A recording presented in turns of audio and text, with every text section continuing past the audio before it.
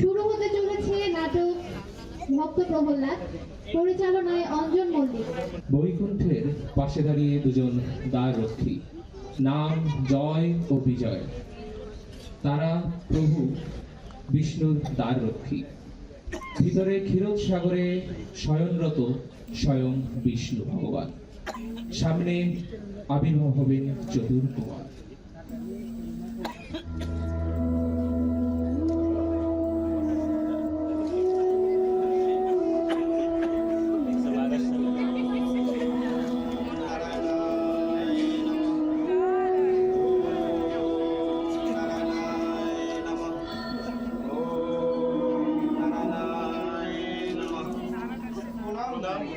তোমাদের মঙ্গল হোক বৎস।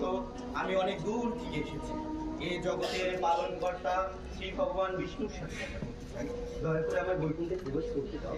দেখুন মুনিবর, প্রভু বিষ্ণু তো এখন বিশ্রামে আছে, তাই প্রভুর বিশ্রামে এখন বিঘ্ন ঘটানো উচিত হবে না। তাছাড়া প্রভু তো আমাদের কিছু জানালেন না যে তার সাথে কেউ দেখা করতে আসবে। এ কি বলছো বৎস? আমার ভগবান বিশ্রামে আছেন, তাহলে জগতের কি হবে? জগৎ তো রসাতলে চলে যাবে, আর ভগবান তার ভক্তদের জন্য সব সময় অপেক্ষা করেন। মুনিবর ক্ষমা করবেন, এই মুহূর্তে বৈকুণ্ঠে প্রবেশ করতে দেওয়া আমাদের পক্ষে সম্ভব নয়। দয়া করে আপনি প্রস্থান করুন। দেখো বৎস, ভক্ত ভগবানের মধ্যে বাধা সৃষ্টি করা উচিত নয়। দয়া করে আমার প্রবেশ করতে দাও। মুনিবর, আমরা আপনাকে নিষেধ করছি, আপনি ভেতরে যেতে পারবেন না। আমাদের বিরক্ত করা বন্ধ করুন। তোমাদের ভক্ত ভগবানের মধ্যে বাধা সৃষ্টি করছো, আমি তোমাদের অভিশাপ দিচ্ছি। যুগে যুগে ওই পৃথিবীতে তোমরা দৈত্য রূপে জন্মগ্রহণ করবে।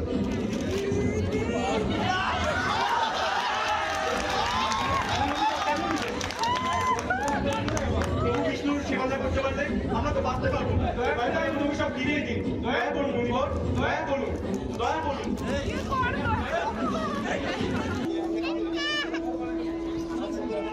চতুর্কুমারের অভিশাপের ফলেই ভগবান বিষ্ণুর দ্বার রক্ষক জয় ও বিজয় পৃথিবীতে অসুরূপে জন্মগ্রহণ করেন।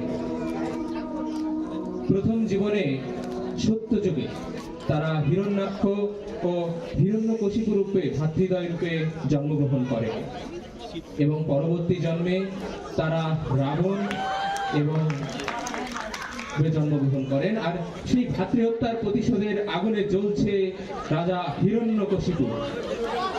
তাই বিষ্ণুকে পরাজিত করতে তিনি প্রজাপতি ব্রহ্মার উদ্দেশ্যে কঠোর তপস্যা করছেন। ওম ব্রহ্মণে নমঃ। ওম ব্রহ্মণে নমঃ। ওম ব্রহ্মণে নমঃ। ওম ব্রহ্মণে নমঃ। বৎস,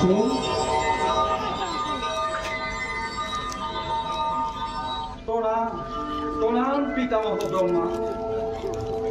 বৎস, আমি তোমার তপস্যায় তুষ্ট হয়েছি। কি বর চাও তুমি? প্রার্থনা করো, আমি এখনই তোমার সেবার প্রদান করব। হে ভগবান, আপনি যদি সত্যিই আমার তপস্যায় তুষ্ট হয়ে থাকেন, তাহলে তাহলে আমাকে অমরত্ব প্রদান করুন প্রভু। অমরত্ব? অন্য কিছু চাও বৎস? তাহলে প্রভু আমাকে এমন বর দিন যা হলে এই ভূমি জল বা অন্তরিক্ষে, গৃহের ভিতরে বা বাহিরে, দিবা ভাগে বা রাত্রিতে, কোন নর পশু বা দেবতা কোন অস্ত্র বা শস্ত্রের দ্বারা আমাকে হত্যা করতে পারবে না প্রভু। তথাস্তু। প্রণাম প্রণাম পিতামহ ব্রহ্মা।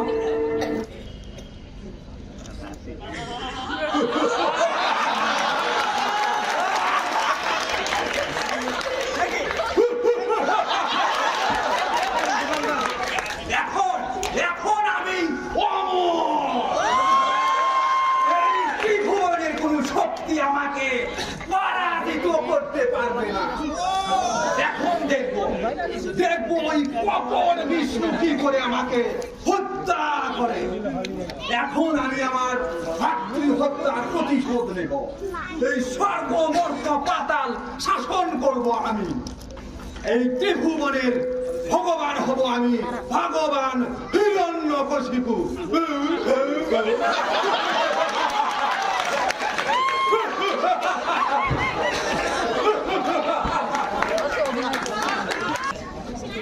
এই বর পাওয়ার পর হিরণ্যকশিপু নিজেকে অমর ভাবতে শুরু করলো।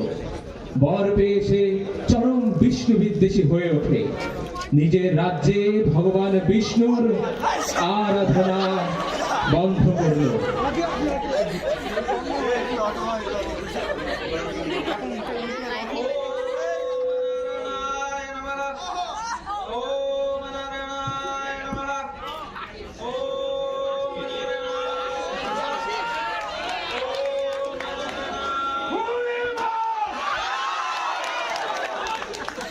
আপনি কি জানেন না মহারাজ হিরণ্যকশিপুর রাজ্যে হরিনাম করা নিষিদ্ধ? কেন করছেন আপনি হরিনাম? হরিনামই তো জীবের মুক্তি বৎস। হরিনামেই তো জীব মোক্ষ লাভ করে। হরিনাম ছাড়া তো গতি নাই। মণিবর, বন্ধ করুন আপনার মিথ্যে কথা। আপনি কি জানেন না মহারাজ হিরণ্যকশিপুর প্রাণ প্রিয় সহোদর হিরণ্যককে চলে বলে কৌশলে বধ করেছে আপনার কাপুরুষ প্রিয়রি। আরে কাপুরুষের উপাসনা করছেন আপনি। ধিক্কার মণিবর আপনাকে। না না বৎস, তোমরা ভুল জানো। আমার শ্রীহরি জগতের রক্ষা কর্তা। তিনি দুষ্টের দমন, সৃষ্টির পালন করেন। ভক্তদের জন্য তার মন কাঁদে। দুষ্টের দমন, সৃষ্টির পালন, ভক্তদের মন কাঁদে। ও সব মায়ের ভেল কি সব জানা আছে। মহারাজের আদেশ, অসুর রাজ্যে সব ধরনের হরিনাম সংকীর্তন পূজাযজ্ঞ বন্ধ করতে হবে। আর যদি হরিনাম বন্ধ না করি তাহলে জীবন দিতে হবে।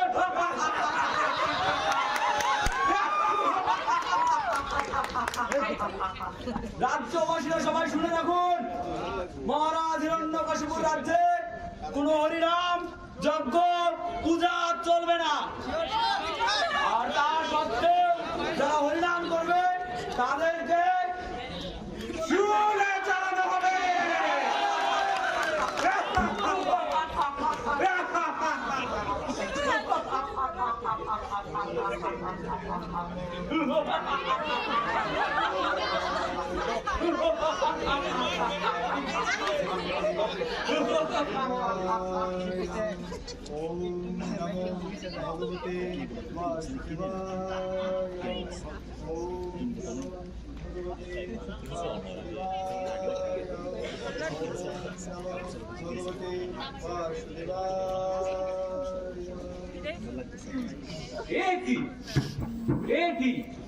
আমি কি দেখছি? এটা কি রাজকুমার প্রহ্লাদ? রাজকুমার প্রহ্লাদ হরিনাম করছে? হায় হায়, আমি কি দেখছি? সেনাপতি মহোদয়, চলুন এখনই মহারাজকে খবরটা দিয়ে আসি। জ্যোতিষুর, তুমি ঠিকই বলেছো, চলো। চলুন মহারাজ। এই দুষ্টদের হাত থেকে রক্ষা করো ঠাকুর। এই জগৎ সংসারকে রক্ষা করো, রক্ষা করো ঠাকুর।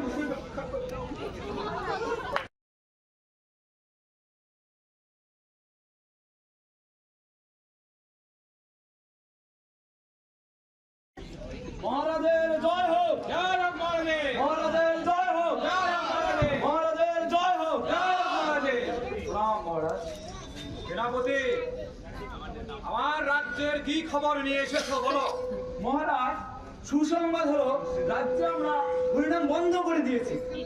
আর যারা পূজা যজ্ঞ করতেছিল যজ্ঞ উৎসব ভেঙে দিয়েছি। আর যারা তা সত্ত্বেও হরিনাম বন্ধ করেনি তাদেরকে জমালয়ে পাঠিয়ে দিয়েছি। রাজ্যে কোথাও হরিনাম হচ্ছে না মহারাজ। কিন্তু কিন্তু কিন্তু কি সেনাপতি? মহারাজ, আসলে আপনার পুত্র রাজকুমার প্রহ্লাদ রাজ্যের পদে পদে নিচে গিয়ে হরিনাম করছে মহারাজ। কি? আমার পুত্র প্রহ্লাদ, আমার পুত্র হয়ে সে ওই অসুর গুলোটা শ্রীহরি উপাসনা করছে, এত স্পর্ধা তার? হ্যাঁ মহারাজ, সেনাপতি মহোদয় ঠিকই বলছে। এই তো সেদিন এক আশ্রমে হরিনাম হচ্ছিল, সেখানে লন্ডভন্ড করে আসার পথে দেখি আপনার পুত্র প্রহ্লাদ রাস্তার ধারে ধারে হরিনাম করছে। এত বড় স্পর্ধা তার? আমার পুত্র হয়ে আমার চরম শত্রু ওই শ্রীহরির উপাসনা করছে। কোথায় সে? কোথায় সে? ডাকো তাকে, সেনাপতি। আমার পুত্র হয়ে হরিনাম, হ্যাঁ, আমার পুত্র হয়ে হরিনাম।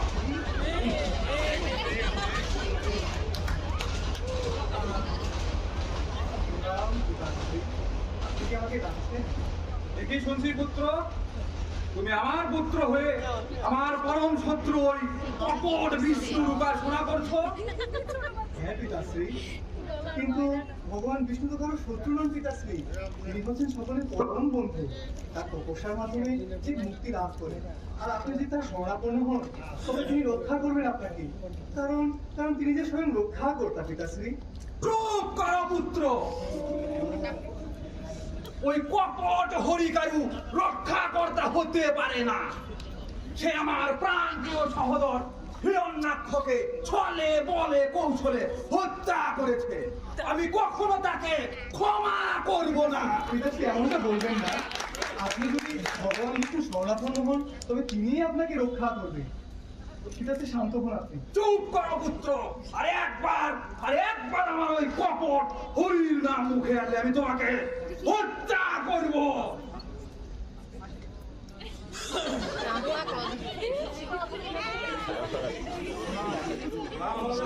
আমাদের মঙ্গল হোক বৎস।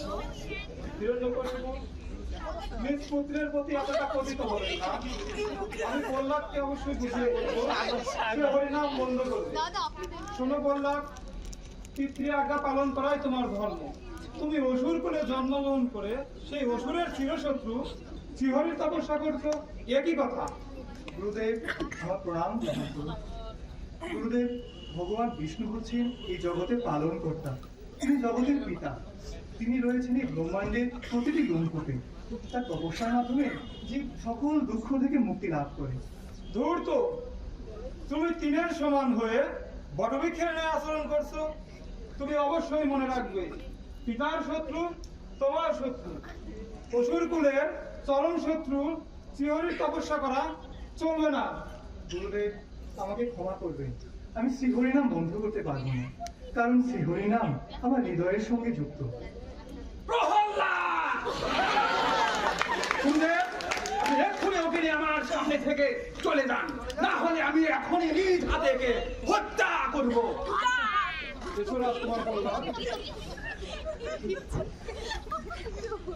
সেনাপতি, সেনাপতি! আমার পুত্র ওই প্রহ্লাদ চরম অবাধ্যতার পরিচয় দিয়েছে। সে এই রাজ্যের নিয়ম লঙ্ঘন করেছে, আর এর শাস্তি একমাত্র মৃত্যুদণ্ড। তুমি অতি শীঘ্রই তার মৃত্যুর ব্যবস্থা করো। রাজা হয়ে যদি আমি আমার রাজ্যের ধর্ম পালন করতে না পারি, তাহলে এই প্রজারা আমার দিকে আঙুল তুলবে, আমাকে উপহাস করে বলবে। পুত্র স্নেহে মুগ্ধ হয়ে আমি ওই কপট শ্রীহরিকে ক্ষমা করে দিয়েছি। তাই আমি রাজ্যবাসীকে দেখাতে চাই যে আমার রাজ্যে যে হরিনাম করবে সে যদি আমার স্বয়ং পুত্র হয়, তবুও তার নিস্তার নেই। তুমি অতি শীঘ্র তার মৃত্যুর ব্যবস্থা করো। আমার রাজ্যে হরিনাম, ভগবান হিরণ্যকশিপুর রাজ্যে হরিনাম। এই রাজ্যে শুধু আমার নাম গান হবে, আমার নাম গান।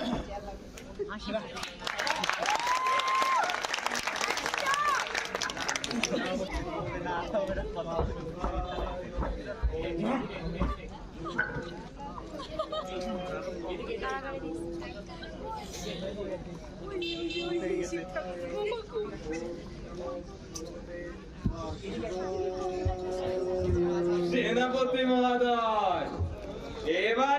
রাজকুমারের আর বাঁচার কোনো আশাই নেই। ওই সর্প কারাগার থেকে আজ পর্যন্ত কেউ বেঁচে ফিরে আসেনি। রাজকুমারের মৃত্যু অবধারিত।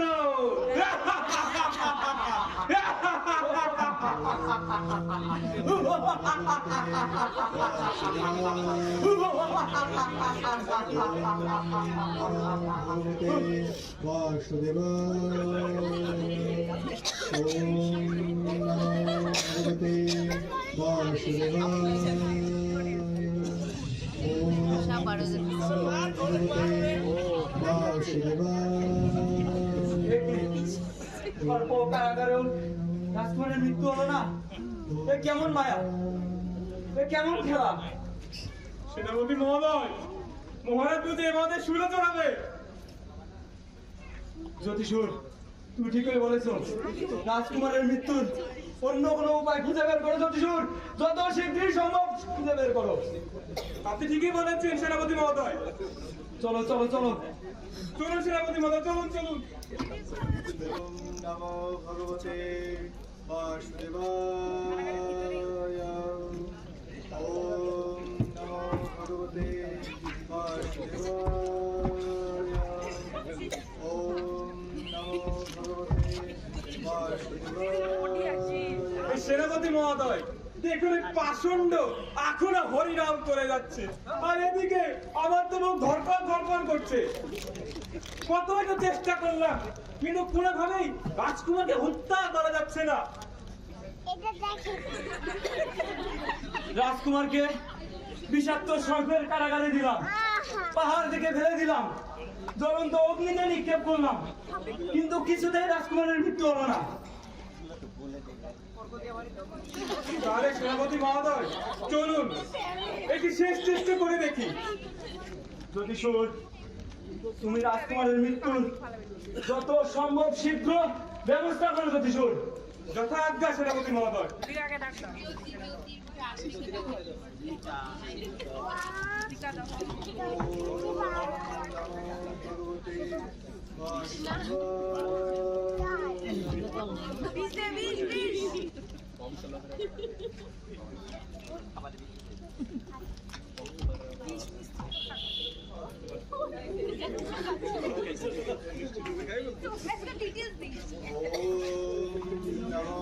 ভগবতে বাসুদেবায়।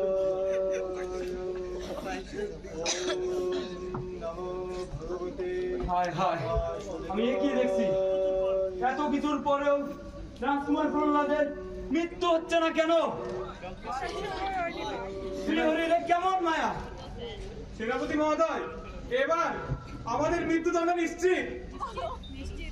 চলুন চলুন সেনাপতি মহোদয়, চলুন শীঘ্রই মহারাজকে খবরটা দিয়ে আছে। চলুন জ্যোতিষুর, চলো চলুন, আজকে খবরটা দিতে হবে। চলুন সেনাপতি মহোদয়, চলুন চলুন চলুন।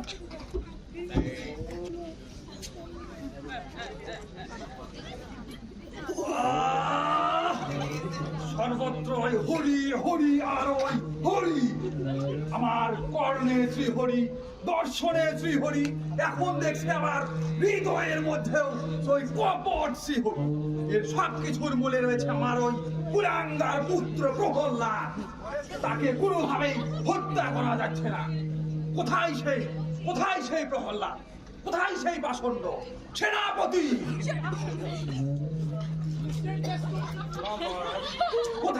কোথায় সেই অসুর কুলজাত হরি ভক্ত প্রহ্লাদ?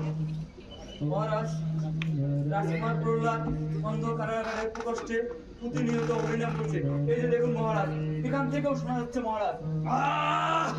তাকে আমার কাছে টেনে নিয়ে আসো, আমি নিজ হাতে তার মৃত্যুর ব্যবস্থা করব। আমার পুত্র হয়ে আমার ওই পরম শত্রুকে ঘটনা।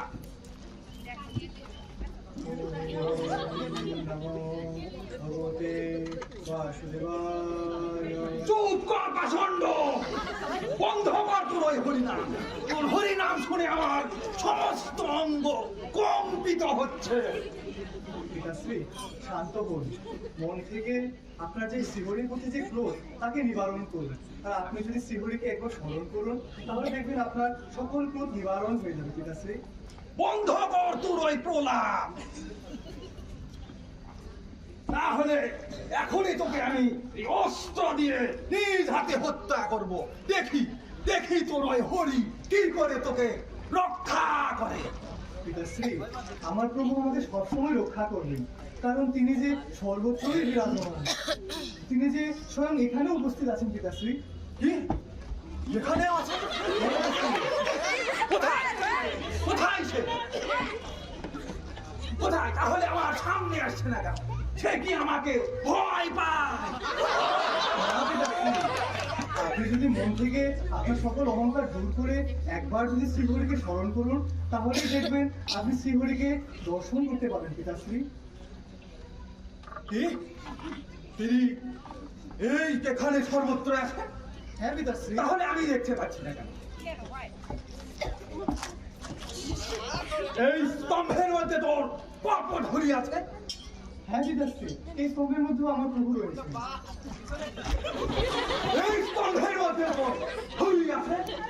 হ্যাঁ পিতাশ্রী, এই স্তম্ভের মধ্যেও আমার প্রভু রয়েছে। এই স্তম্ভের মধ্যে তোর ধরি আছে। হ্যাঁ পিতাশ্রী। এই স্তম্ভের মধ্যে তোর ধরি আছে। হ্যাঁ পিতাশ্রী, এই স্তম্ভের মধ্যেও আমার প্রভু রয়েছেন। এই স্তম্ভের মধ্যে তোর ধরি আছে না? হ্যাঁ পিতাশ্রী। এই স্তম্ভের মধ্যে তোর ধরি আছে না? এখন এই স্তম্ভ আমি ভেঙে গুড়িয়ে দেবো। দেখি দেখি তোর হরি কোথায়।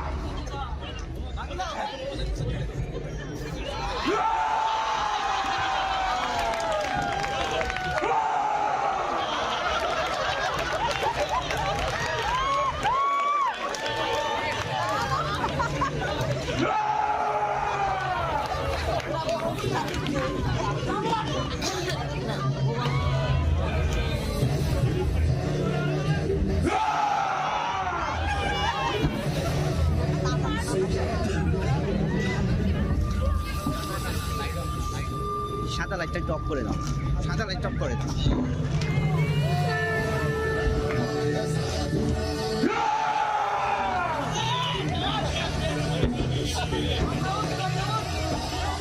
এটাও তো মরে না।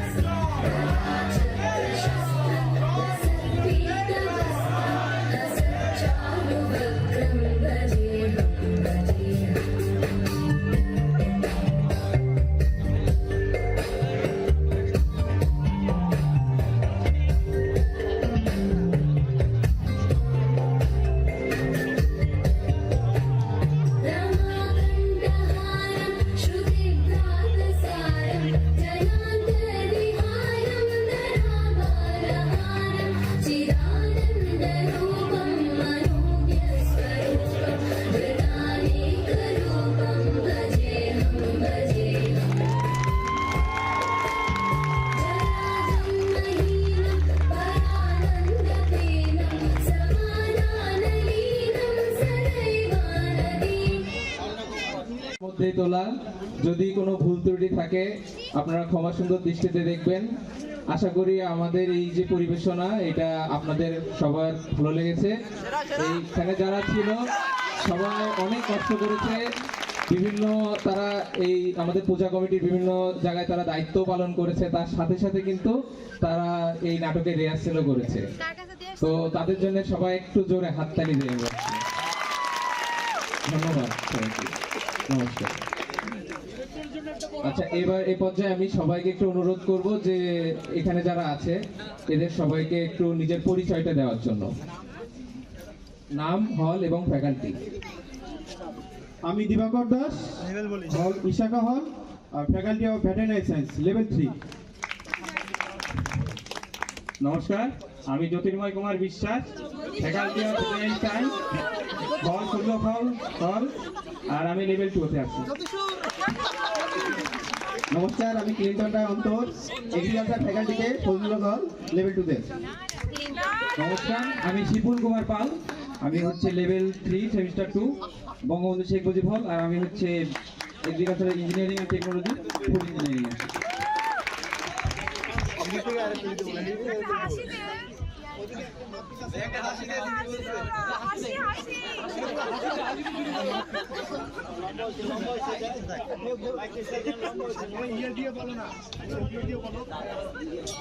নমস্কার সবাইকে, আমার নাম হচ্ছে সৌরভ সরকার, আমি হচ্ছে লেভেল 3 সেমিস্টার 2 ভেটেরিনারি সায়েন্স ফ্যাকাল্টিতে, আমার হল হচ্ছে ফজলুল হক হল।